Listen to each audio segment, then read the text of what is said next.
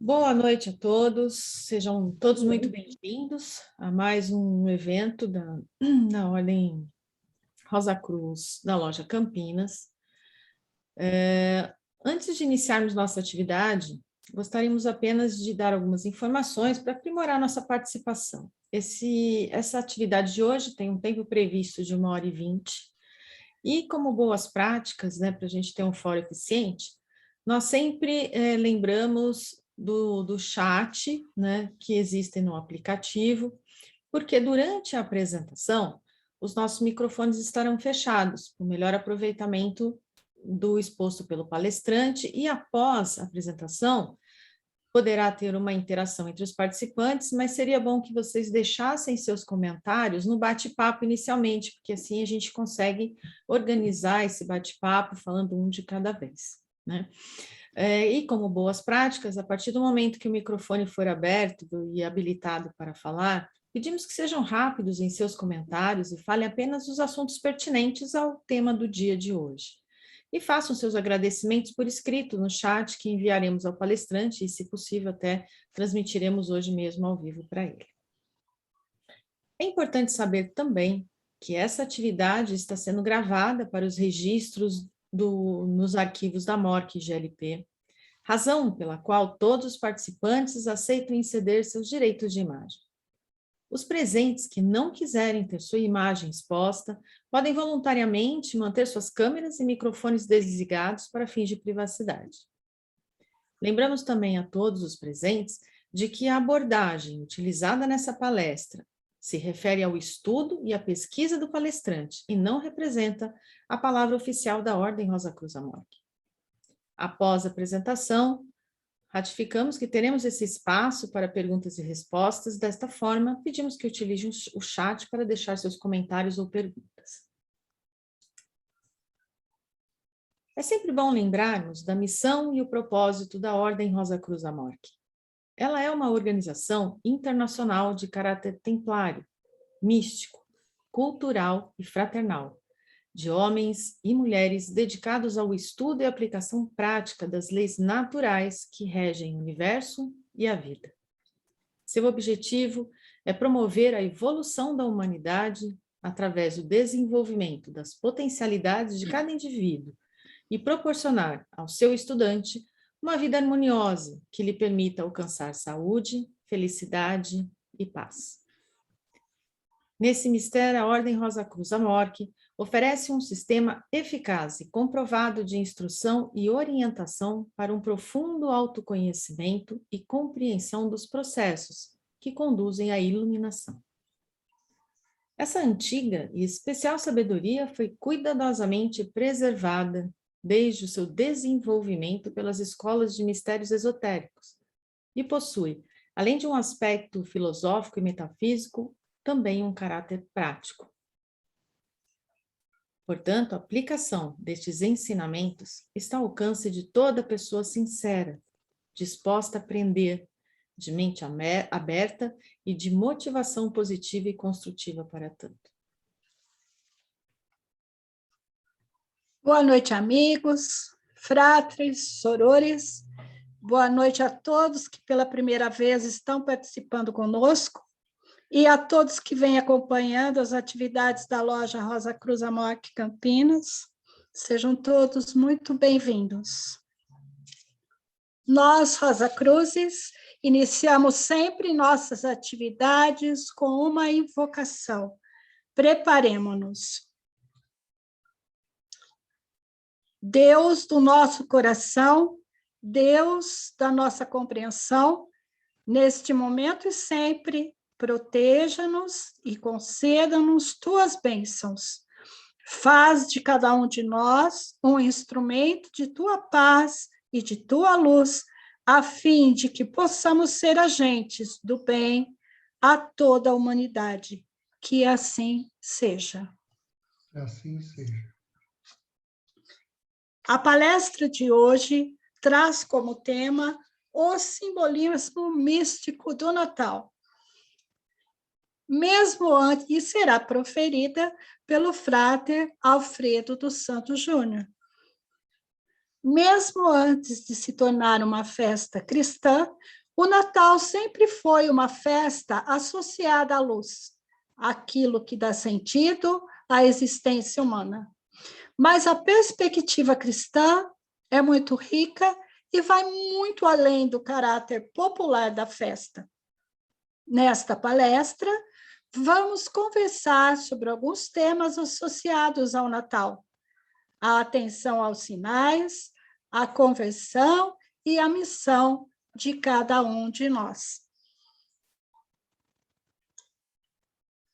O Frater Alfredo dos Santos Júnior é administrador de empresas pela Universidade de São Paulo, com especialização em gestão de recursos humanos pela Fundação Instituto de Administração FIA, mestre em filosofia pela Faculdade de São Bento, experiência profissional desenvolvidas nas áreas comercial e de recursos humanos em empresas nacionais e multinacionais. Sócio-diretor da Alfredo dos Santos Júnior. Apoio à gestão, empresa fundada em 1990 e que atua nas áreas de consultoria em gestão, treinamento e desenvolvimento de pessoal e processo de construção da estratégia para organizações empresariais e da sociedade civil. Professor convidado da Faculdade FIA de Administração e Negócios em cursos de pós-graduação e coordenador pedagógico do curso de pós-graduação em gestão para organizações da sociedade civil. Diretor executivo do Instituto GESC desde 2008, membro do Grupo de Coordenação da Escola de Fé e Política Valdemar Rossi, membro da Ordem Rosa Cruz Amorque desde 1973.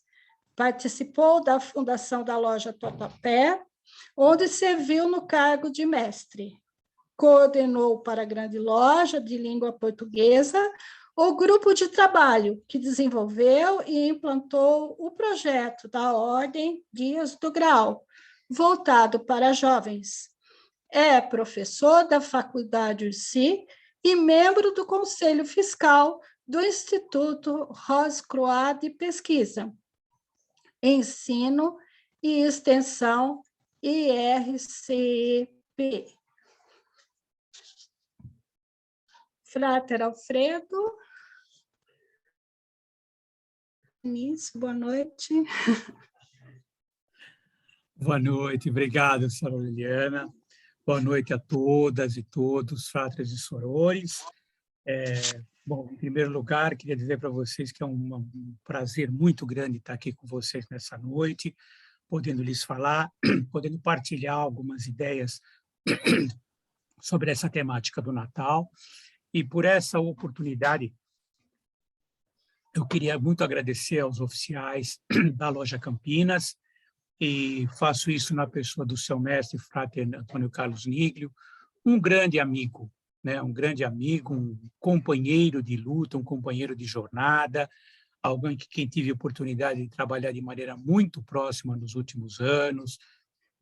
Estivemos juntos nesse trabalho voltado para o projeto da Ordem Guias do Graal. Então, alguém com quem realmente tem uma relação de fraternidade muito grande. Então, na pessoa dele, eu queria agradecer muito à Loja Campinas por esta oportunidade que nos está sendo dada. Eu vou aqui partilhar, nós fizemos um teste antes, pessoal, e eu vou deixar, não no modo de apresentação, mas nesse modo, acho que é suficiente para todos verem, mas a gente não tem aquele problema de, às vezes, ter um problema na mudança do slide, tá? Antes de começar, eu queria fazer algumas observações que eu julgo importantes, né? Em primeiro lugar, esse trabalho, a origem desse trabalho foi uma demanda, foi um pedido, uma encomenda, né, no ano passado, do pessoal da região SP2, por um programa de rádio, da Rádio Rosa Cruz, né? Que aqui existe lá na região, e que eles pediram que a gente fizesse uma entrevista, um programa que rodaria uma entrevista que falasse sobre o sentido místico do Natal. Fundamentalmente é esse trabalho que nós fizemos ano passado e que a gente transformou em palestra para apresentar a vocês nessa oportunidade. Tem alguns pontos também que eu gostaria de deixar claro, em respeito, até para que se compreenda bem, para que a gente tenha uma compreensão bastante exata de algumas coisas que a gente coloca. Em primeiro lugar, eu quero falar um pouco sobre como é que a minha abordagem mística, né? Eu acho que é importante para cada um saber qual é o nosso ponto de vista com relação a algumas coisas. Estava lendo um dia desses um livro muito interessante de um teólogo croata, né? Miroslav Volf, e ele falava sobre um duplo aspecto que as religiões têm, né? Um aspecto que ele chama de místico e um aspecto que ele chama de profético. Embora todas as religiões tenham, em alguma dose, esses dois aspectos, o aspecto místico e o aspecto profético, o Wolff dizia que, em algumas religiões, um desses aspectos predomina, vamos dizer assim. E ele apontava que as três grandes religiões monoteístas, né, do mundo, no caso o judaísmo, o cristianismo e o islamismo, eles são religiões de caráter profético. O que ele quer dizer com isso? Profético aqui não está, evidentemente, no sentido de dizer, de prever futuro, nada disso. Não é esse o sentido de profético que se dá. No caso profético aqui está na linha de você querer, com a filosofia, com o seu pensamento, mudar a realidade, transformar a realidade. Profeta não é aquele que adivinha o futuro, né, como popularmente se é conhecido, mas não, é aquele que adverte para os rumos que as coisas estão tomando. O profeta, na antiguidade, era aquele que advertia o povo, advertia os governantes, dizendo, olha, a coisa não está boa, temos que caminhar por aqui, não por aqui, é preciso mudar tal coisa. O profeta sempre teve esse caráter de ser aquele que admoesta, aquele que previne, aquele que chama a atenção, que busca uma correção e que, com isso, ele procura, vamos dizer assim, ajudar a moldar uma realidade. Então, o Wolff diz, olha, tanto o cristianismo como o islamismo, como o judaísmo, são religiões proféticas, né? Existem religiões de caráter mais místico, de maior interiorização, que não buscam tanto essa transformação da realidade. Não é uma certa, outra errada, nada disso. São caráteres diferentes que a gente pode enxergar. Por que estou dizendo isso para vocês? Porque, para mim, pessoalmente, eu me enquadro muito mais na categoria dos profetas do que dos místicos, tá? O meu misticismo é um misticismo muito engajado, meu misticismo é um misticismo muito voltado para a realidade prática, muito encarnado, vamos dizer assim. Como disse, não considero isso mais certo, né, do que qualquer outra abordagem, mas gostaria que levassem isso em consideração, porque é essa abordagem que eu acabo levando para os meus trabalhos, para a apresentação, para os meus estudos, né? Esse caráter muito mais profético de uma ação concreta no mundo, né? Quem me conhece já há mais tempo sabe que isso é uma característica mesmo da maneira como falo, como penso e como procuro agir. Um outro aspecto que eu julgo muito importante deixar aqui claro logo de saída são as minhas raízes, né? Eu nasci dentro de uma família católica, passei a minha adolescência praticamente mais na igreja do que do que em casa, né? Portanto, eu tenho raízes muito fortes dentro da Igreja Católica, tá? Não posso me considerar hoje um fiel praticante, como costuma dizer, não, a gente trilhou outros caminhos, mas tenho raízes muito fortes. Não posso negá-las, não quero negá-las, e vou falar muitas vezes sobre esse ponto de vista, né? Tive a oportunidade de viver muito intensamente todo o aspecto ritualístico e litúrgico dentro da Igreja Católica. Por 2 momentos na minha vida tive muito próximo de abraçar o sacerdócio dentro da igreja. Graças a Deus que eu não fiz isso, porque não era efetivamente o meu caminho era outro, mas eu queria que vocês tivessem essa noção, porque eu vou me valer muitas vezes, principalmente de algumas questões que a gente traz da liturgia da Igreja Católica, que é muito rica. Então, não vou estar aqui fazendo proselitismo, não vou estar aqui defendendo visão nenhuma, por favor, não é isso, mas vou recolher, muitas vezes, daquilo que é colocado no seio da igreja, principalmente no seu aspecto litúrgico, né? Alguns elementos para essa nossa conversa. Então, acho justo deixá-los assim cientes disso, para que a gente para que não haja nenhum tipo de mal entendido, né? São raízes que a gente não tem como negar, vamos dizer assim. A gente pode considerá-las, retrabalhá-las, mas são aspectos que estão muito, vocês vão reparar que estão muito presentes. Bom, feita esta consideração, qual é o percurso, né, que nós vamos fazer na nossa conversa desta noite? Nós vamos falar sobre 4 grandes partes, vamos dizer assim, na palestra. O simbolismo da luz, a celebração do Natal e os grandes temas que estão implicados nessa celebração, uma visão do sentido místico do nascimento do Cristo, na figura de Jesus, e a mensagem de Jesus. Tá? Esse é vamos dizer assim, os 4 grandes elementos, as 4 grandes partes que a gente vai estruturar essa apresentação, e eu teria muito prazer depois em responder perguntas, comentarmos, discutirmos, como bem colocado pela Sora no início desse trabalho. Então, vamos lá. Então, a primeira parte, queria dedicar um pouco à questão do simbolismo da luz.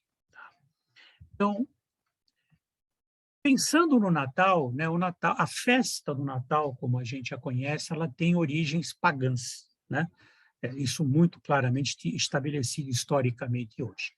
Nós tínhamos, né, como uma festa muito tradicional na antiguidade, a festa do Sol Invicto, né, que era celebrada mais ou menos no solstício do inverno no hemisfério norte, que acontece entre os dias 20 e 21 de dezembro. A gente estava em pleno inverno, então a celebração do Sol Invicto, né, mostrava a presença constante, apesar de tudo, a presença solar, a presença da luz. Então, era uma festa celebrada desde a antiguidade, muito importante, né, para as religiões que a gente chama pagãs, não é um bom nome, mas para essas religiões antigas. Um outro aspecto que também existia, principalmente agora já mais na época do Império Romano, era o culto do deus Mitra, né, um deus persa, também muito ligado a essa questão da luz, tal. Ele era muito popular em Roma, né? A gente precisa lembrar que os romanos eles tinham uma política muito tolerante com relação às religiões. Você não podia não cultuar o imperador, mas você podia manter os seus cultos. Então, o culto de Ísis, o culto de Mitra, que eram de outras origens religiosas, eram muito populares em Roma. Tinha templos, tinha muitos devotos, etc. Era uma estratégia de Roma de não interferir nisso, né? De deixar com que as várias comunidades conquistadas, vamos dizer assim, mantivessem a sua religião, mantivessem as suas festas. Era uma estratégia bastante inteligente. Então, nós temos, né, nesse período, nas origens do Natal, essas outras origens também, mas essas 2 são muito importantes. A festa do Sol Invicto e o culto do deus Mitra. A festa do Natal, ela vai tomar ares cristãos somente a partir do século III, né? O Natal não era celebrado com pompa nos 2 primeiros séculos da nossa época. Ele passa a ser considerado uma festa cristã a partir do século III da nossa era, né? Primeiro, como uma forma de apoiar a conversão dos pagãos. Nós estamos falando aqui na emergência, né? na constituição do Império Romano cristão, né? Então, o fato é cristianizar a festa do Natal, essa festa que já existia, era uma forma de de ter um elemento a mais na conversão dos pagãos, daqueles a trazê-los para dentro da religião. Então, como é que isso foi feito, né? Isso foi feito dizendo o seguinte: olha, está tudo certo, é festa da luz mesmo. Agora, né, nós temos um novo aspecto, né?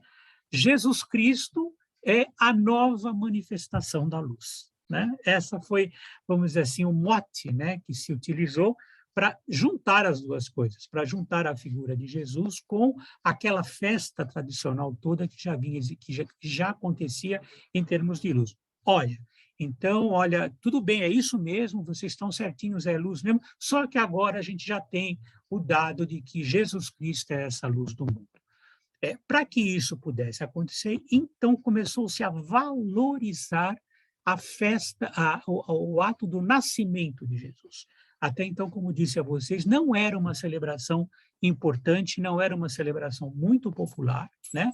Muito pelo contrário, tinha santos de devoção, mesmo no cristianismo naquela época, mártires e tal, que eram muito cultuados na festa de Natal, né? Celebrações antes do Concílio Ecumênico apontam isso. Mártires que tinham, assim, eram muito lembrados na noite do dia, na véspera do dia 24, essa história. Quer dizer, a festa do Natal é uma festa tardia, se nós considerarmos o conjunto do cristianismo, que passa a ganhar força mesmo a partir do século IV, né? Com as grandes definições doutrinárias que vão mudar o cristianismo, vamos dizer assim, né? Então, a partir do século IV é que a gente começa a ter a festa de uma maneira mais solene e, né, coerente com essa história de você colocar Jesus como a nova luz do mundo, foi eleito o dia 25 de dezembro. No Ocidente, né, no Oriente, ainda se comemora o Natal, muitas vezes, no dia 6 de janeiro. Por que nessa data? Para coincidir com a festa do Sol Invicto, mais ou menos, não é? Embora hoje, historicamente, os historiadores que se dedicam à busca do Jesus histórico estejam de acordo que ele não nasceu em dezembro, né? Não se sabe ao certo, mas o cálculo é mais ou menos que ele tenha nascido aí por volta dos meses de fevereiro, março, né? E não 25 de dezembro. 25 de dezembro foi uma data arbitrária, né? Voltada para fazer esse casamento entre festa da luz e o nascimento de Jesus. Agora, passou a ser uma festa muito solene, né, comemorada por todas as correntes do cristianismo. É uma festa muito solene, é uma das duas grandes festas, né, que existem no calendário litúrgico cristão, que são a festa do Natal e a festa da Páscoa. Essas festas, a gente vai ver um pouquinho, essas festas fortes, como se costuma dizer, elas são sempre precedidas de um período de preparação, né? São tão importantes que elas são precedidas por um período de preparação.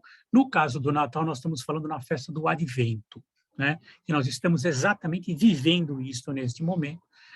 São 4 domingos, a gente acabou de comemorar o 2º domingo do Advento, o próximo é o 3º domingo. Então, são festas que têm um sentido de preparação muito grande. Agora, o importante é deixar marcado sempre teve o sentido de festa da luz. Antes ou depois do cristianismo, sempre teve o sentido de festa da luz. A luz, né, é um elemento extremamente importante, né, dentro do misticismo, de um modo geral, né, porque ele está muito ligado à questão exatamente da mudança, né, de transformação da vida. Nós não podemos ignorar, né, que na base das grandes religiões existe sempre uma experiência de iluminação, né? Sempre uma experiência de consciência cósmica, como a gente gosta de chamar.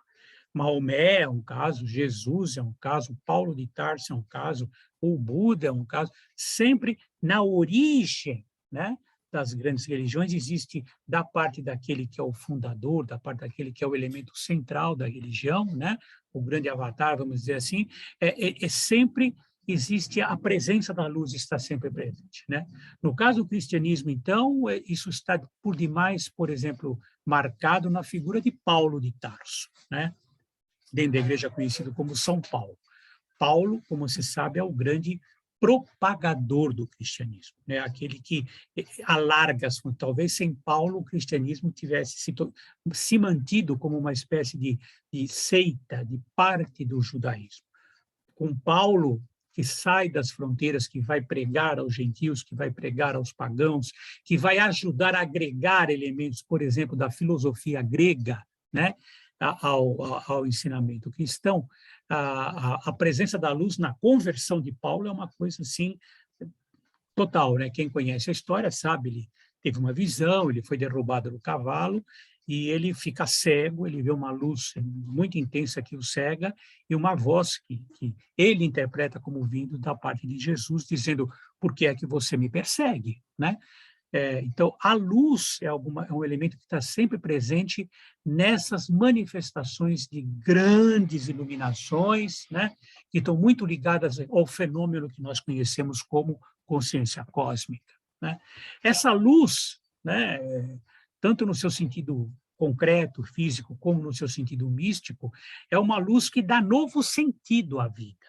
As pessoas que passaram por essa experiência, elas não voltam da experiência as mesmas, né?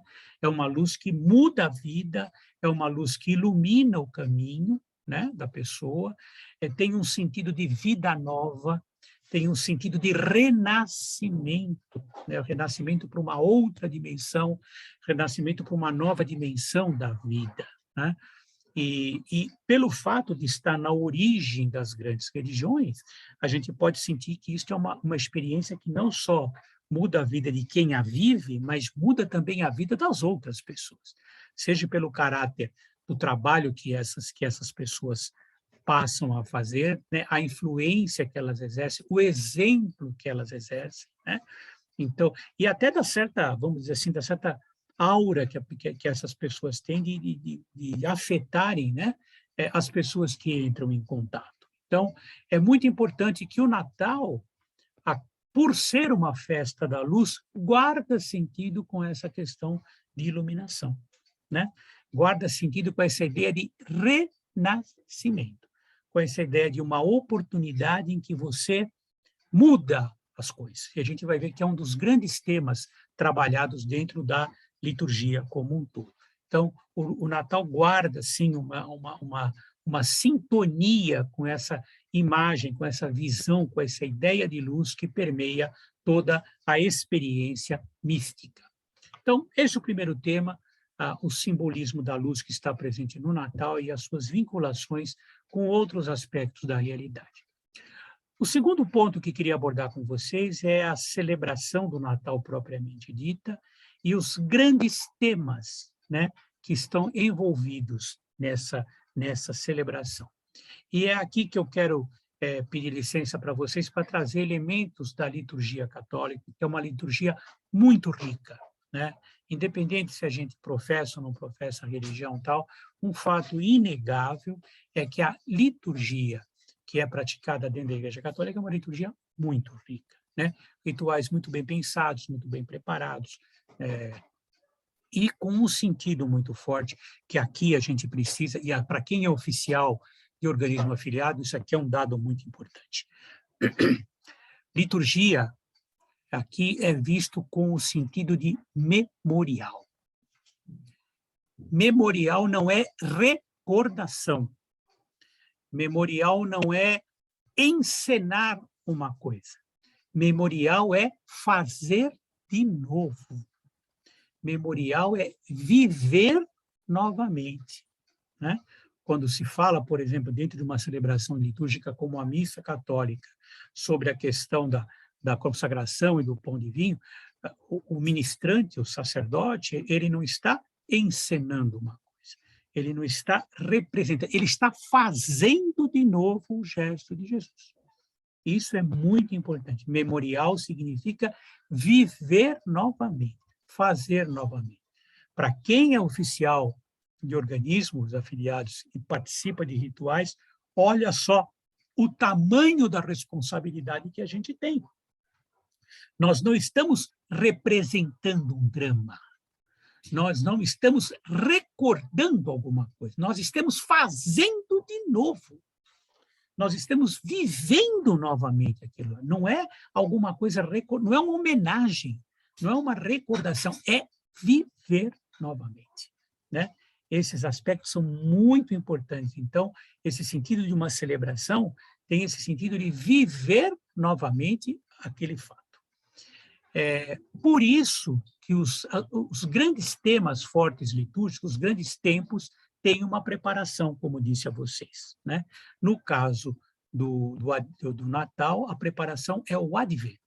No caso da Páscoa, a preparação é a Quaresma, né?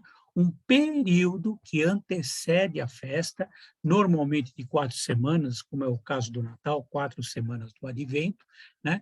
E que serve de preparação. Para você ter uma ideia de como isso é vivido de uma maneira deve ser vivido de uma maneira intensa, o ano litúrgico católico termina exatamente na última semana antes do Advento.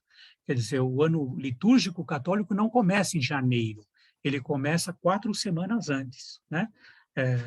O primeiro domingo do Advento é o primeiro dia do ano litúrgico da Igreja Católica. Para vocês terem uma ideia de como isso é importante, essa sequência é importante.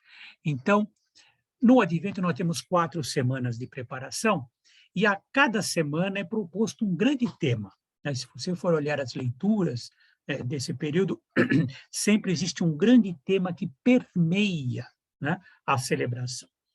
Eu quis trazer para cá, para esse nosso trabalho, 3 grandes temas, né, que estão presentes nessa, não necessariamente num domingo, não, 3 grandes temas que são celebrados no Advento. O primeiro é o tema vigiai, que eu queria aqui trazer para nós como uma interpretação como a atenção aos sinais. O segundo grande tema é o tema da conversão, visto aqui do ponto de vista simbolicamente místico para nós como a volta a nós mesmos.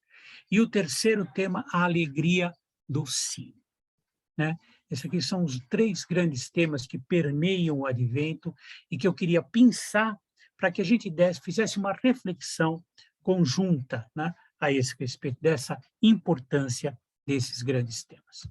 Então, vamos lá. O primeiro dos grandes temas é vigiai. Vigiai. E eu gostaria de trazer a interpretação aqui.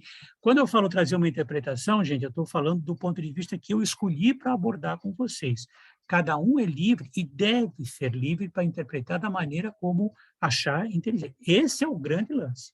O grande lance, quando a gente lê um livro, assiste uma palestra, então, é o sentido que cada um de nós dá para aquilo. Cada um de nós tem uma história, cada um de nós tem experiências, né?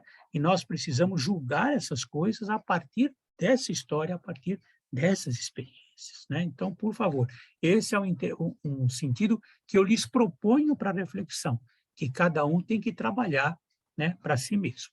Então, o vigiai aqui, né, que aparece nas celebrações do Advento, para mim tem claramente um chamamento para a atenção aos sinais.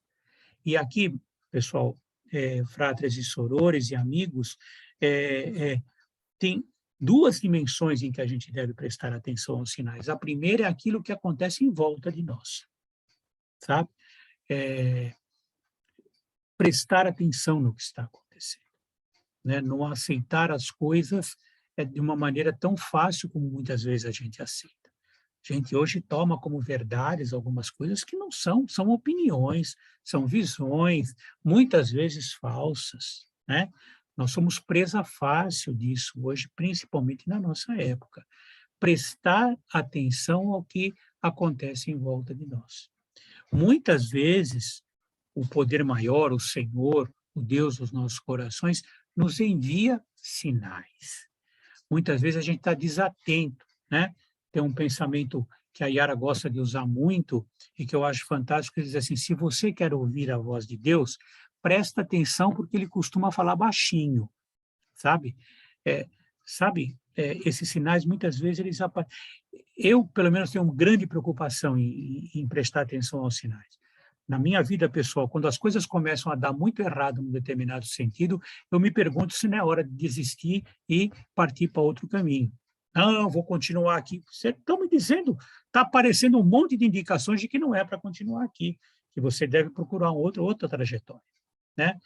Por outro lado, muitas vezes a gente deixa de ignorar alguma coisa e ela começa a aparecer na sua mente, sabe? Você não presta atenção, ela aparece aqui, aparece lá, alguém te conta uma coisa, alguém te dá um livro para ler, alguém te convida para... Você fala, espera um pouquinho, alguém está querendo me dizer alguma coisa com isso, né? Então, prestar atenção ao que acontece em torno de nós. Ouvir a voz do mestre interior, né? Uma coisa que nós, Rosa Cruz, somos instados a fazer sempre, a fazer com muita frequência, que é ouvir a voz do mestre interior. Essa voz que vem de dentro e que precisa, de novo, precisa de atenção para que a gente preste atenção nela. Isso, hoje em dia, é alguma coisa absolutamente essencial e difícil de se fazer, que nós vivemos a época do ruído, a época do barulho. Nós nos desacostumamos ao silêncio. O silêncio, para muitos de nós, é um fardo, para muitos de nós é um peso. Para os mais jovens, principalmente, é alguma coisa muito difícil de ser feita, né? E, no entanto, se a gente não consegue esse isolamento, se a gente não consegue um período, né, para essa escuta interior, né, para essa reflexão sobre o que estamos vendo vindo de fora, nossa visão de vida e de mundo fica extremamente empobrecida. A época de hoje não ajuda. Ela nos deixa pouco tempo, ela nos ocupa o tempo todo, ela nos bombardeia com imagens, ela nos bombardeia com sons, ela nos bombardeia com informações, e com isso nós deixamos de prestar atenção duplamente naquilo que está fora, porque as coisas chegam numa cacofonia, né? Uma mistura para nós, e deixar de prestar atenção àquilo que a gente entender. Daí, né, momentos importantíssimos como estes que a gente vive, por exemplo, nas nossas convocações, nos nossos rituais Rosa Cruz. Por quê? Porque são momentos em que a gente é levado, é estimulado a se recolher, né? A dar atenção ao nosso interior, a fechar um pouco os ouvidos, os olhos para o mundo objetivo e procurar ouvir, né, essas mensagens que chegam até nós. Então, acho que esse é um grande tema do Advento. A gente vai achar em muitas leituras do período, vigiai, estai atentos, olha o que está acontecendo, olha o que em volta de você, vem quem é que está vindo, sabe? Essa ideia de vigiar, mas vigiar no sentido de estar atento ao que está acontecendo, estar atento aos sinais que estão nos chegando. O segundo grande tema é o tema da conversão. E esse aqui é um tema muito importante e muitas vezes mal compreendido também. Normalmente nós interpretamos conversão como uma mudança de rumo abrupta, né? Uma mudança de rumo de você está indo aqui e de repente você muda de caminho. Normalmente nós vemos a conversão como algo exterior, né? Como algo que me converti a alguma coisa. Me converti à religião, mudei de religião, me converti à ideologia X, sabe? Quer dizer, esse sentido de repente, há uma ruptura, um corte, né? Não é mais aqui, agora é isso, não sou mais isso, agora sou aquilo, etc. Conversão é vista dessa maneira. Os antigos, principalmente os filósofos, por exemplo, como os estoicos, mostravam para nós, muitas vezes, uma imagem diferente da conversão. Eles usavam muito a metáfora da navegação. Eles diziam o seguinte: a conversão é mais ou menos como uma viagem marítima que você vai fazer. Você está no porto, no seu porto de origem, você pega um barco e você vai empreender uma determinada viagem. Tem vários elementos, não vamos explorar isso aqui, mas tem vários elementos, como, por exemplo, você ter um certo conhecimento, você precisa ter um certo conhecimento, se você não sabe navegar, e você se meter num barco no oceano, você vai ficar perdido, né? Então, tem que ter uma técnica, você tem que ter um certo conhecimento, você tem que ter consciência de que vai enfrentar determinadas dificuldades, aquelas que já são mais ou menos conhecidas, você se prepara para elas, né? Você já se deixa você se deixa, você faz um plano, você se prepara para enfrentar isso, né? Tem que ter uma força moral, uma resistência, né? Uma resiliência grande, porque você sabe que vai ter dificuldades, tal. Bom, e vai fazer um percurso. Mas eles dizem o seguinte, né? Por incrível que pareça, essa viagem, ela não vai para algum lugar e se esgota, né? Ela é como se ela desse a volta e retornasse ao mesmo ponto onde você estava, né? Essa ideia de que você empreende uma jornada com perigos, com um monte de dificuldades, com obstáculos, etc., mas você retoma ao ponto de partida. Só que você volta transformado. Só que, embora retorne ao ponto de partida, você volta transformado. Não é o mesmo que partiu na viagem, aquele que retorna, né? Ou seja, é uma espécie de renascimento novamente. Ele diz, você volta mais consciente para tornar-se aquilo que você deve ser. Bonita essa imagem, né? Tornar-se, você volta depois desse empreendimento grande. E se vocês olharem, para nós que somos, para aqueles que são mais velhos, né? Mais maduros, mais experientes, né? Se a gente olhar, a gente percebe o quanto isso é verdade, né? O quanto a gente empreendeu algumas coisas imaginando que estava se livrando de uma porção de coisas e depois, de repente, você retorna e reintegra, né? Esses aspectos todos na sua vida. Você continua sendo você, você tem uma consciência muito clara da trajetória que você veio, mas você não é mais o mesmo, né? Você, de certa maneira, cumpriu um percurso que o levou a ser aquilo que você devia ser, aquilo que você tinha potencial para ser, né? Aquilo que você tinha toda a condição e muitas vezes tinha desperdiçado as chances efetivamente de ser, né? Então, conversão aqui não é uma conversão a alguma coisa lá fora, mas é uma conversão a si próprio, né? É uma conversão a si mesmo, ao seu verdadeiro eu, àquele que realmente é você. Não aquilo que os outros querem que você seja, mas aquilo que efetivamente você escolheu ser. Então, essa ideia de conversão também está muito presente dentro de todas as celebrações do Advento. O terceiro tema é o tema da alegria do sim, né? Alegria do sim. Nessas celebrações, as figuras centrais da liturgia, todas elas dizem sim. Maria diz sim ao anjo Gabriel. O Senhor quer isto? Faça-se a vontade do Senhor. Está aqui a serva do Senhor, faça-se em mim segundo a sua vontade. José diz sim. José fala, meu Deus, eu não tive nada com a Maria, como é que ela está grávida, né? Eu não vou apedrejá-la, não vou colocá-la na rua, mas eu vou abandoná-la em segredo, porque isso não se faz. Ele já era um homem velho, e de repente um anjo lhe aparece em sonho, isso é o que diz na literatura, e diz assim, olha, não tema, Maria não foi infiel a você, essa geração que está nela é uma geração vinda do Espírito Santo, né, do Espírito. Então, não tema recebê-la como esposa. José, e sim, né? O texto diz que a partir daquele momento ele a acolhe na sua casa como esposa, ele também disse. João Batista é outro que diz sim.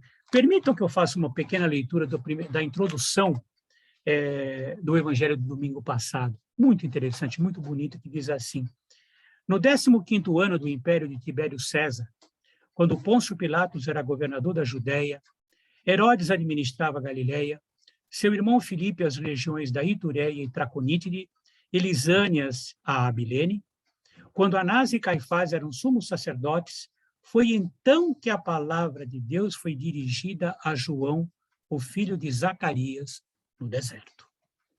E ele percorreu toda a região do Jordão, pregando um batismo de conversão para o perdão dos pecados, como está escrito no livro das palavras do profeta Isaías. Esta é a voz daquele que grita no deserto, preparai o caminho do Senhor, endireitai as suas veredas. A palavra de Deus é dirigida a João no deserto, né? O profeta é aquele a quem a palavra de Deus é dirigida num determinado momento. Né? Ele diz, olha, eu preciso que você faça tal coisa. Eu preciso que você faça tal coisa. Mas percebem, todos eles foram solicitados a responder sim. Maria disse sim a Gabriel, José disse sim ao anjo que lhe aparece no sonho, e João Batista, que estava, sabe, eremita lá no deserto, entende que chegou a hora dele de admoestar, de pregar. Gente, temos que mudar o rumo da nossa vida, porque as coisas estão para acontecer. Esse sim, nos leva a ver uma coisa chamada missão, né? Que todos eles foram solicitados a assumir uma missão. Mas uma missão como proposta, não uma missão como imposta. Uma missão é algo que é proposto pelo bem maior, pelo poder maior, que nos diz o seguinte, tem uma coisa para você fazer, mas você pode escolher dizer não.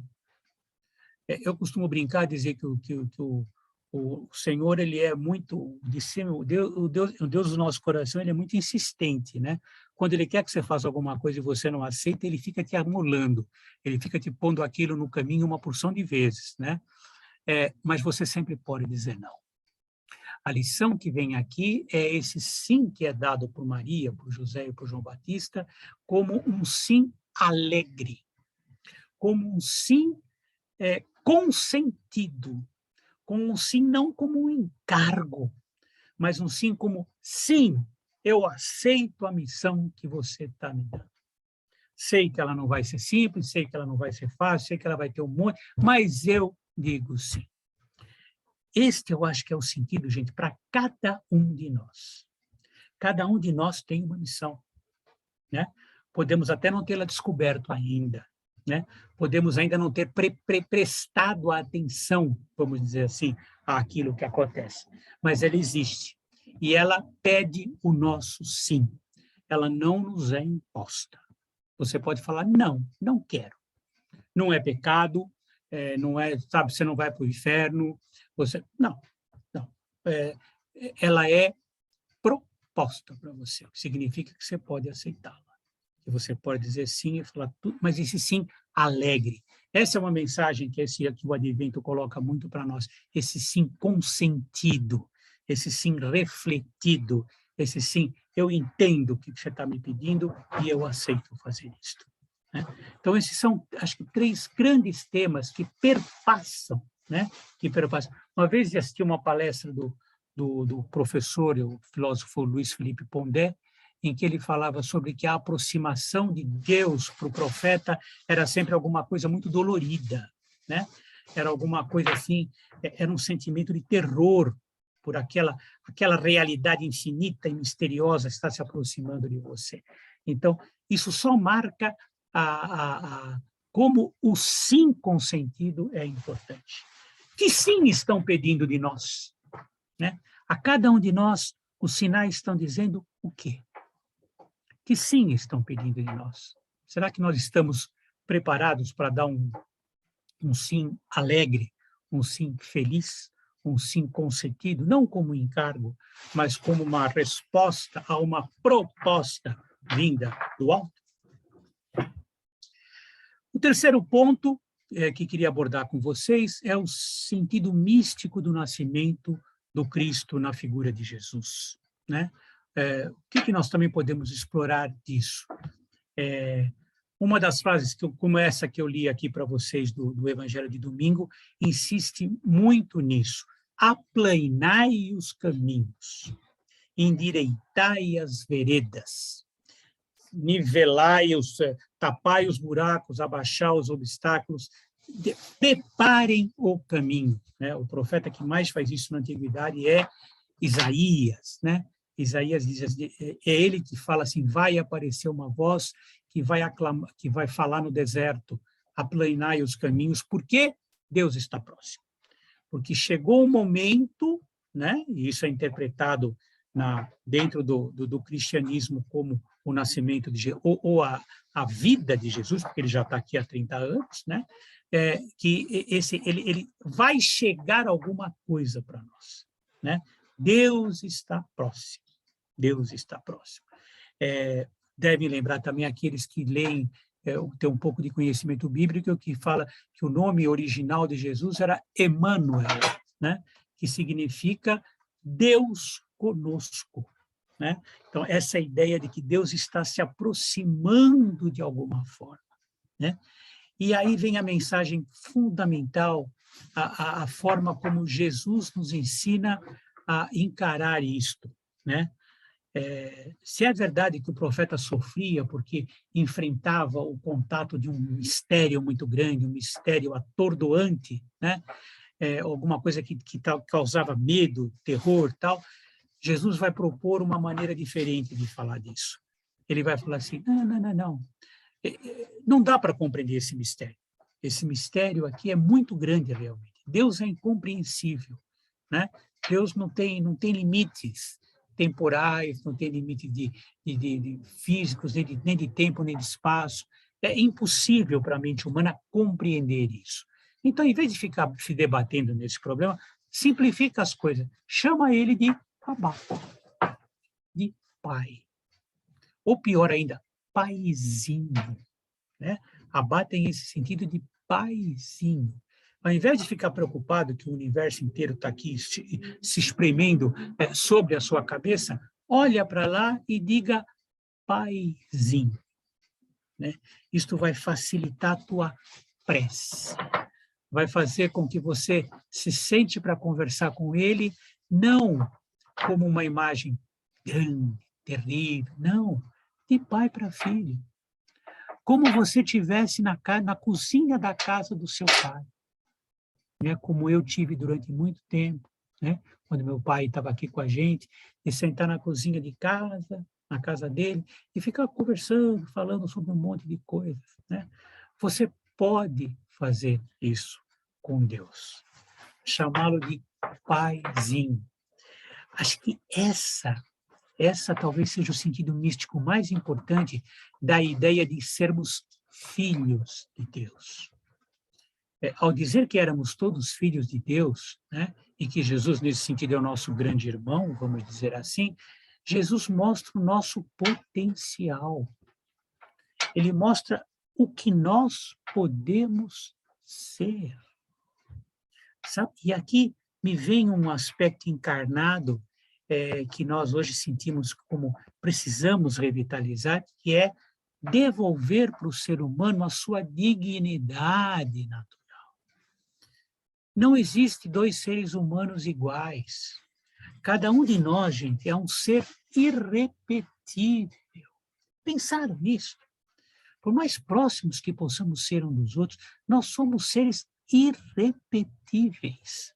Não tem nenhum de nós igual a nós. Ou seja, cada um de nós tem uma dignidade, né, de filho de Deus, pelo simples fato de existir. Por isso que não dá para tolerar quando essa dignidade é roubada, quando essa dignidade não é respeitada, quando a gente encara as coisas que acontecem no mundo de hoje com naturalidade. Não é natural.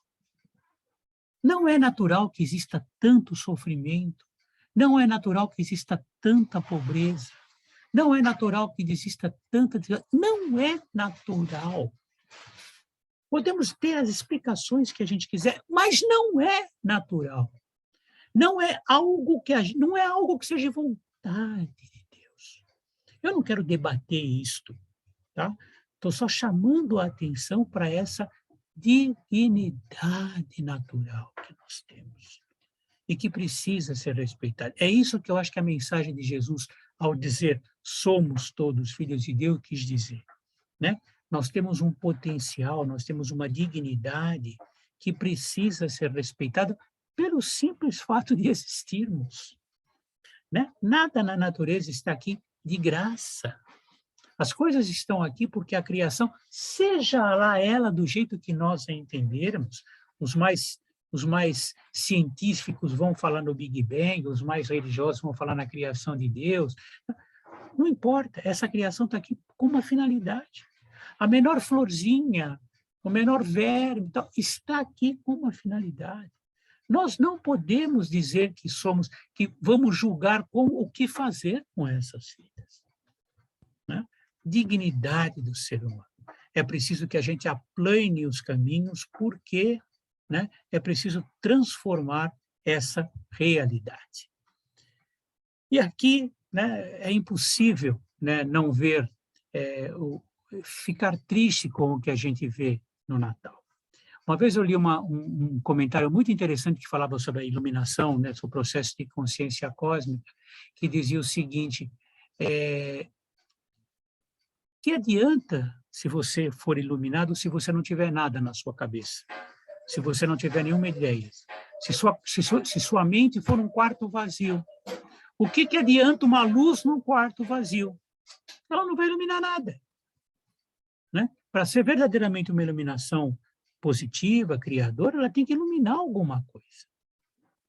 O Natal é a festa da luz.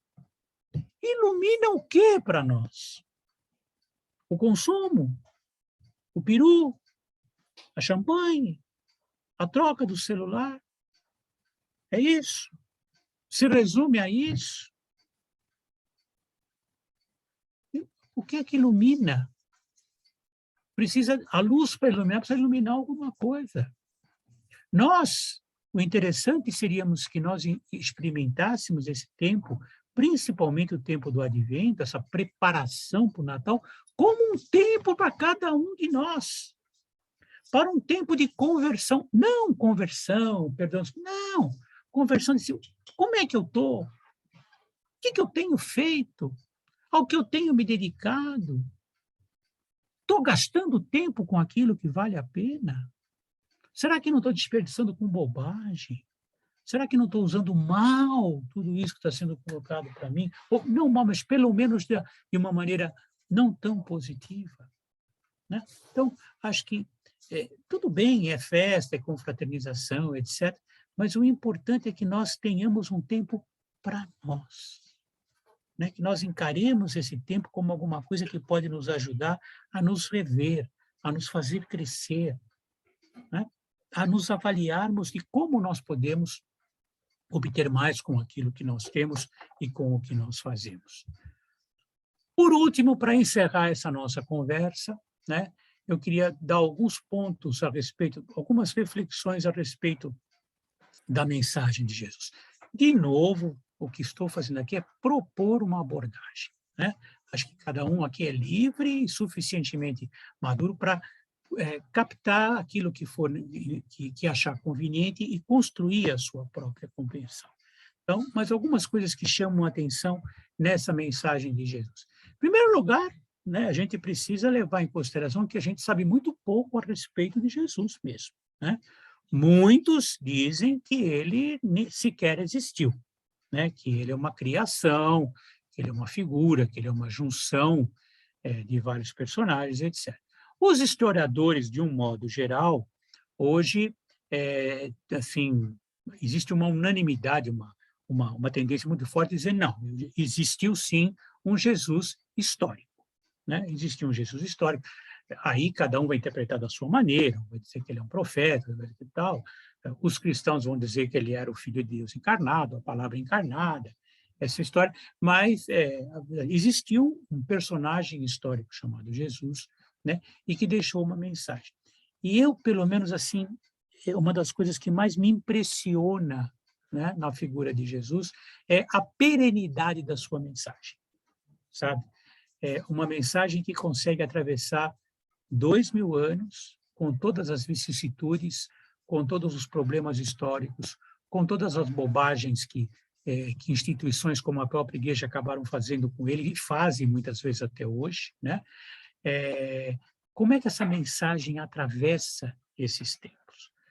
E essa mensagem, para mim, pelo menos, essa mensagem é assim, um mundo novo é possível, sim. Talvez a mensagem maior de Jesus seja essa. As coisas não precisam ser como estão. Existe, sim, a chance de fazer um mundo melhor. Ah, é difícil? Sim, é muito difícil. Ah, vai dar muito trabalho. Né? Mas é possível? É. É possível, sim. Aquilo que se convencionou chamar de reino de Deus não está aqui para ser construído. Não. Para aqueles que acreditam, daqueles que aceitam a mensagem de Jesus, esse reino veio com ele. Ele trouxe para cá. De que forma? Dizendo, um mundo é possível que seja diferente, sim. Essa é a grande mensagem de Jesus. O que se pode ver em torno é como é que isso pode ser, numa linguagem de hoje, operacionalizado, né? Mas dizer assim, não, existe sim. O reino já veio. O que precisa é que ele precisa ser completado, que ele precisa ser manifestado de uma forma mais plena. Ele já está aqui. Ele já veio. O que a cada um de nós cabe fazer é ajudá-lo a expressá-lo melhor. Sendo católico, cristão, tal, o que você quiser, qual é o seu caminho? Mas o seu caminho é ajudar, como místico moderno, a fazer com que esse reino, que se convencionou chamar de reino de Deus, se manifeste mais plenamente neste mundo. Ele já veio. Nossa tarefa, a qual nós estamos sendo chamados, é de completá-lo, de aprimorar, de potencializar a sua manifestação. A mensagem de Jesus é uma utopia? Essa ideia de que o novo mundo é sim possível é uma utopia. A ideia de um mundo melhor é uma utopia. É uma utopia.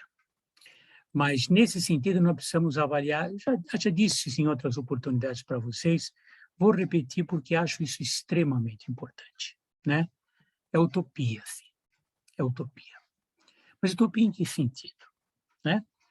Utopia no sentido que lhe deu um pensamento muito interessante, que está expresso nas obras do escritor uruguaio Eduardo Galeano. Galeano conta uma história dizendo que uma vez ele estava numa palestra para jovens numa universidade e ele estava acompanhado de um cineasta argentino chamado Fernando Birri. Eles estavam falando lá e estavam exatamente discutindo a questão da utopia. Lá pelas tantas, um jovem levantou a mão e disse assim, posso fazer uma pergunta? Claro que pode, né? Utopia não é aquele lugar que não existe? É. Utopia não é aquele lugar que a gente nunca vai chegar? É. Então, para que nós estamos discutindo isso aqui?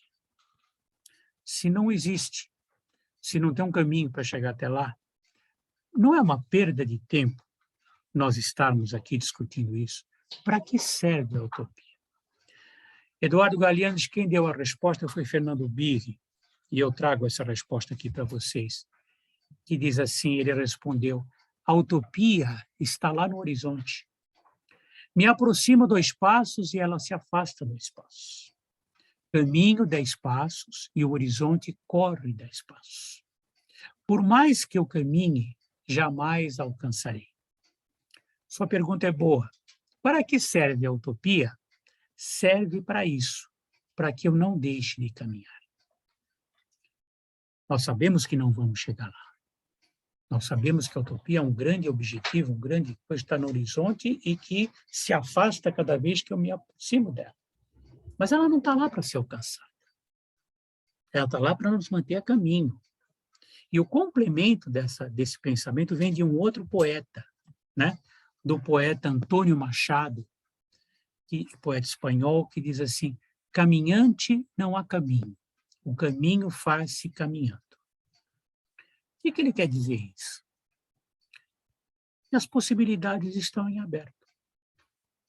Que muita coisa está aqui para que eu escolha.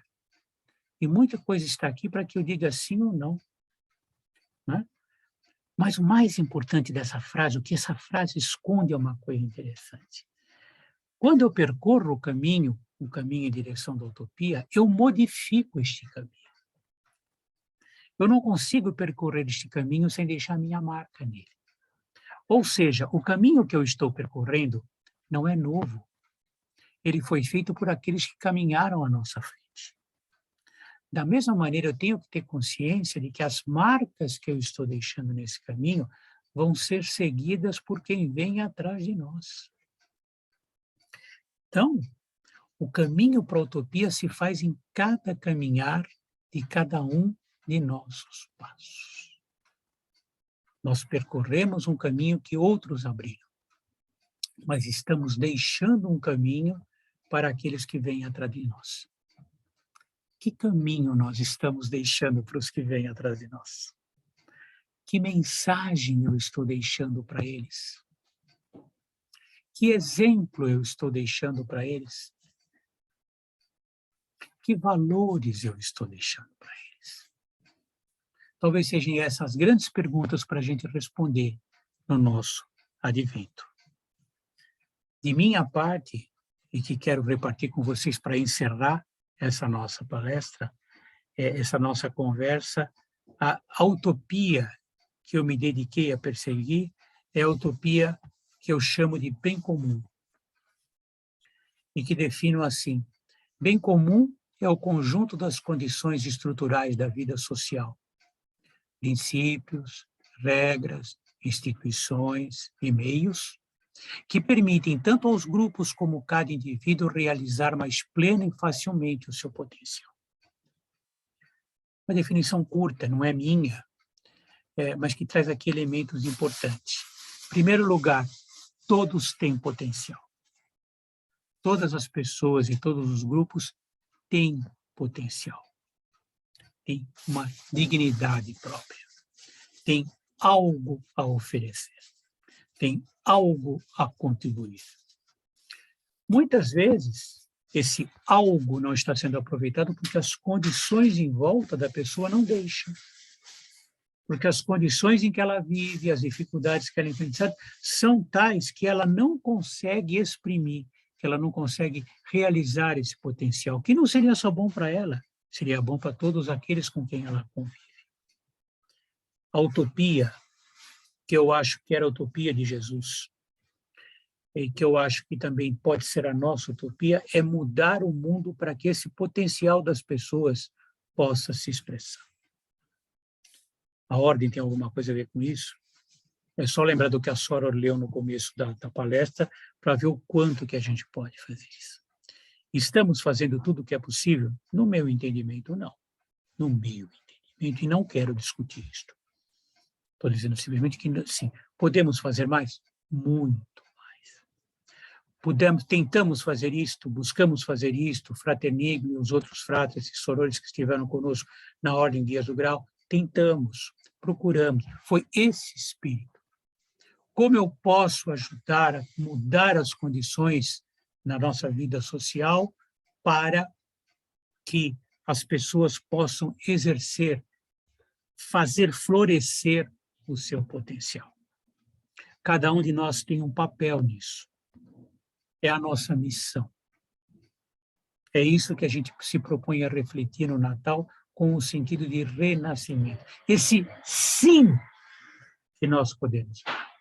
A nossa contribuição que a gente pode dar para ajudar a fazer com que essas condições, para que este mundo melhor possa emergir, como pregou Jesus.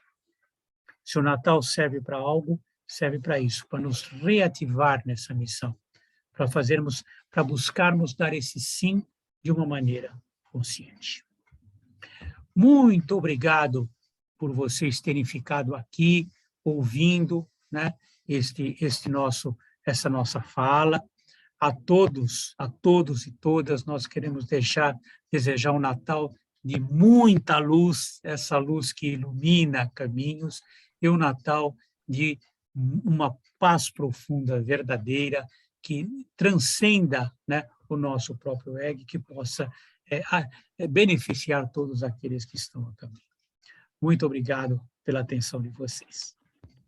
Alfredo, sempre nos surpreendendo muito positivamente. Muito obrigado. É uma visão bem diferente da luz aí. Muito bom mesmo. Abri o chat e abri para quem quiser fazer alguma pergunta ou se manifestar.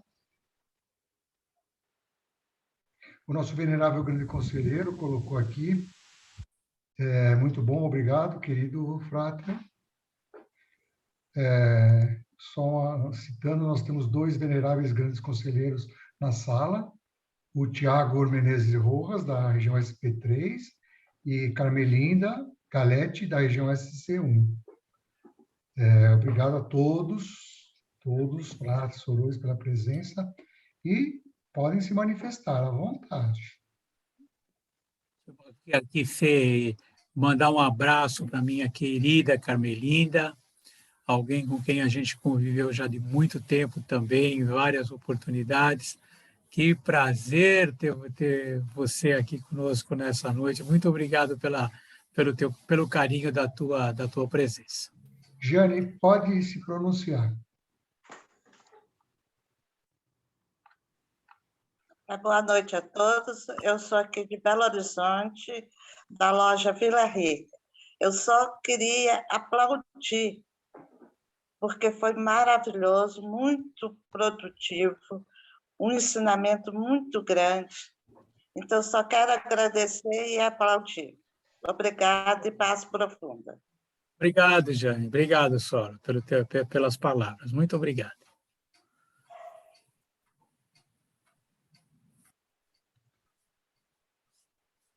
Bom, tem várias manifestações aqui de gratidão no chat, tá, Alfredo? A Lígia, a Ivone, Terezinha, Ana Freire, Ailton. Obrigado, gente. Vanira, Obrigado. Rafael Henrique. A Ana Luquezzi, pode se manifestar.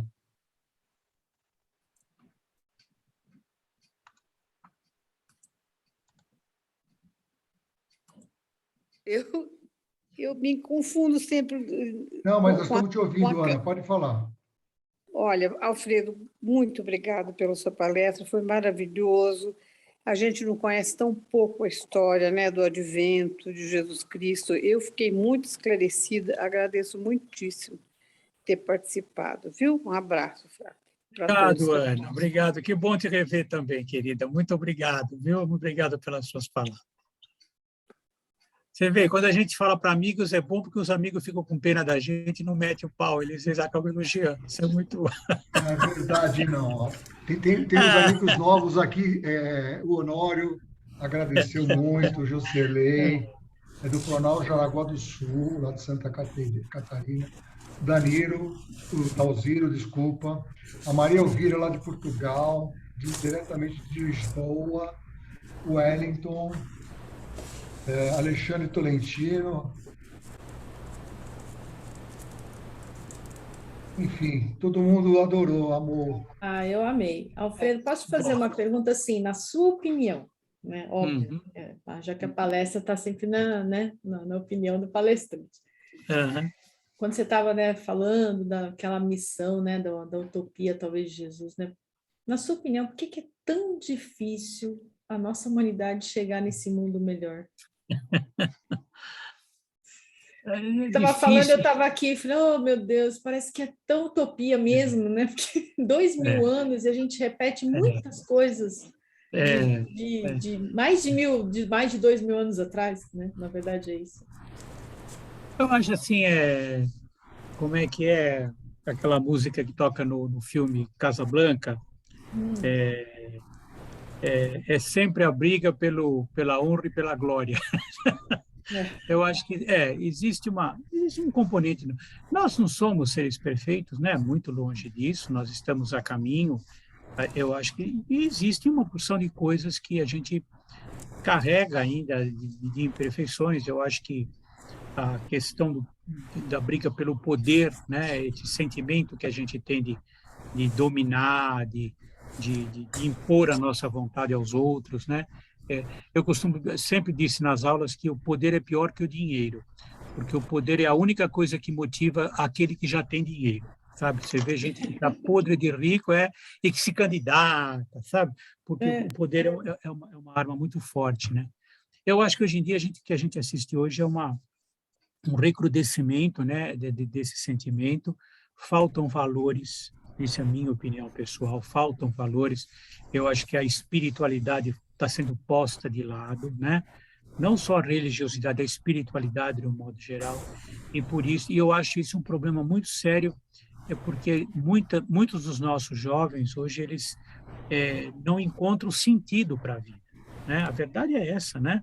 Então, quando você não tem um sentido para a vida, você se perde nas coisas do dia a dia, na satisfação, sabe? Acha que a felicidade é consumo, etc. Como a roda caminha nessa direção? Por isso que acredito muito na questão da educação, sabe? Eu acho que nós temos um papel muito grande em educar os nossos jovens hoje, no sentido não só de serem bons profissionais, mas de serem pessoas que compreendam, né, essa condição de que todos nós merecemos uma vida melhor, sabe? Não é possível a gente viver, fazer de conta que as coisas estão boas. Como nós vamos fazer isso é outra história, né? Então, mas eu acho que nós somos... O problema é que a gente acha que a gente é melhor do que é, sabe? A gente acha que a gente está... Né? Não, chegamos num certo... Não, a gente tem muito que caminhar, ainda temos muito que aprender, e acho que nós temos uma missão muito grande, que é não deixar que a luz enfraqueça, né, principalmente para os nossos jovens, né? Por isso que acredito em projetos de educação, acho que quando trabalhamos no projeto da Ordem Dias do Graal, o Nigro lembra muito, o Frater Nigro lembra muito disso, a ideia era muito no sentido de sermos uma organização educadora, né? Uma educação educadora, no sentido de premiar as pessoas para que a gente possa conviver de uma forma melhor. Nosso programa hoje não é mais técnico, né? A técnica hoje já nos levou muito longe. Nosso problema hoje ele é ético, né? É a gente pensar efetivamente em como realmente garantir que o bem seja comum, que todos possam usufruir do progresso e daquilo que a natureza nos oferece, né? Mas é uma missão, é um trabalhão que a gente tem, que não tem jeito, a gente tem duas posturas diante disso. Assim mesmo, não vou fazer nada, ou vou fazer alguma coisa. Vai dar certo? Nós vamos conseguir? Não sei. Mas eu não quero ficar com essa sensação de que eu podia ter feito e não fiz, sabe? Então, acho que cada um de nós escolhe o caminho, né? Fala, não, é aqui. Onde eu posso contribuir é aqui, né? E a partir daí a gente, como dizia aquele indiano, que assim, pense no que você quer fazer, pendure na parede e saia fazendo. Eu acho que é o melhor caminho, né? Obrigada, Sandra. Obrigada. Tem outras manifestações. Sora Ivone, desejo Natal de muita luz para você e Yara. Maurício realmente agregou muitos conhecimentos. A venerável grande conselheira da SC1, Sora Camelinda, cumprimentos e agradecimentos aos organizadores. Muito lindo, Frater Alfredo, amei. Um abraço, paz profunda. Meu Obrigado. Abraço e Feliz Natal para todos de Florianópolis. Ana Luquezzi, a venerável emérita da região MG1, Eliana, por favor. Eliana, pode se manifestar. Alô, meu querido amigo, tudo bem? Feliz por estar com você. Sou a sua seguidora constante. É para dar os parabéns, para falar que tudo que você nos trouxe fez com que aumentasse bastante e clareasse para mim bastante a questão do misticismo, né? Do Natal místico, do Natal, né? Um Natal que poderia ser um Natal diferente do que nós estamos acostumados a ver. Então, eu fiquei muito feliz por aprender mais esse pedacinho de conhecimento na minha vida, e eu sempre gosto muito de aprender. Uma vez eu estava tão cansada que eu falei, eu vou parar de aprender, não quero aprender mais nada, mas eu não dou conta. Isso faz parte do meu ser. E a missão encontrada, a missão deve ser seguida, né? E isso para mim é muito claro e muito bom. Eu penso que a gente fica muito feliz, a gente não adoece, a gente não tem tantos problemas quando você tem um caminho a seguir, uma missão a cumprir, e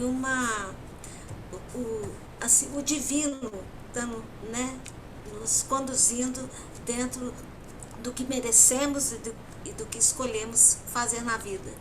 Isso para mim foi muito maravilhoso. Muito obrigada, viu? Um beijo para Obrigado. Eliana. Até mais. Obrigada, Frater, que está comandando o nosso trabalho e toda a equipe que está trabalhando. Obrigado, querida. Prazer te rever, viu? Muito Igualmente. Bom. Sora Edna, quer se manifestar?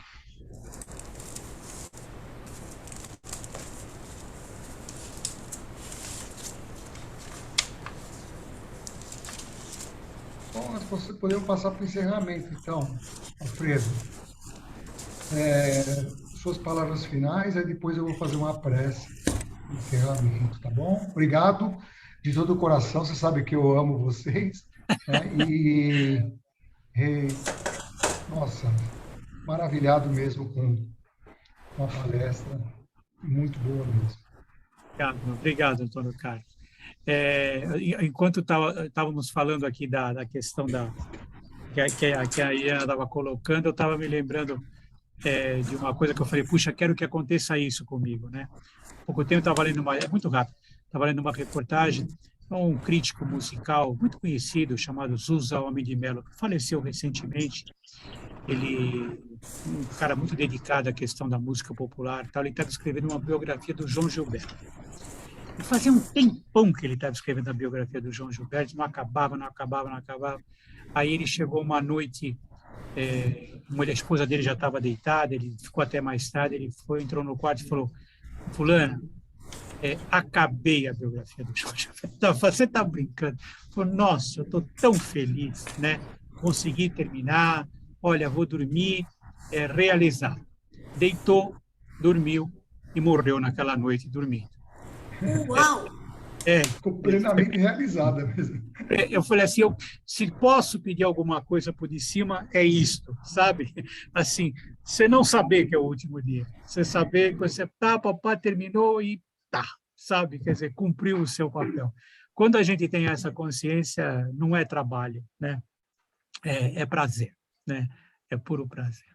Obrigado, viu, gente? Muito obrigado, Antônio Carlos, pelo convite. Muito obrigado a vocês pela atenção, pelo carinho, né?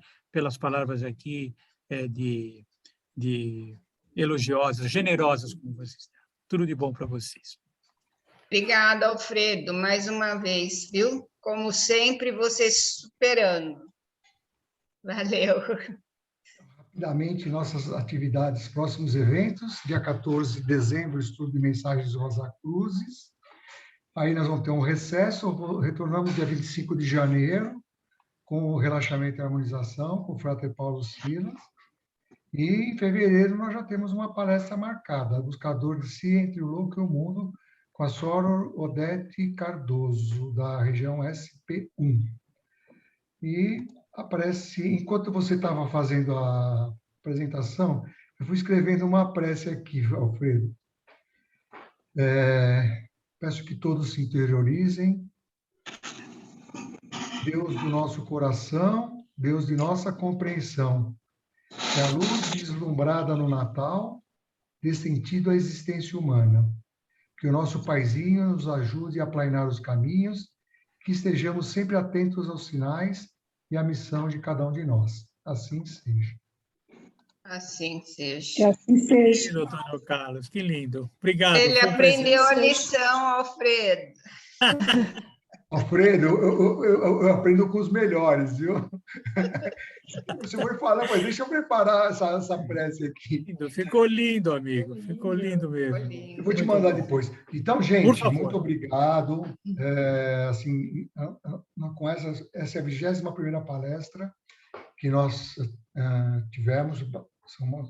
Um trabalho bastante árduo, desde setembro do ano passado.